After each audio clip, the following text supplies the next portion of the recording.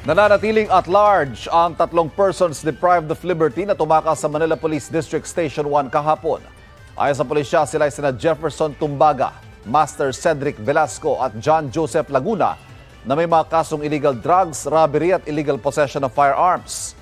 Siyam na PDL ang tumakas pero naibalik na sa kulungan ng 6. Halos katabi lang ng kanilang kulungan ng pwesto ng desk officer kaya iniimbisigahan kung may kapabayaang nangyari. Nirelieve na ang station commander at 3 tauhan ng MPD Station 1. Pansamantala ring suspendido ang dalaw doon.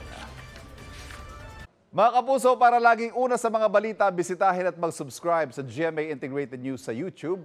Sa mga kapuso abroad, samahan niyo kami sa GMA Pinoy TV at sa www.gmanews.tv.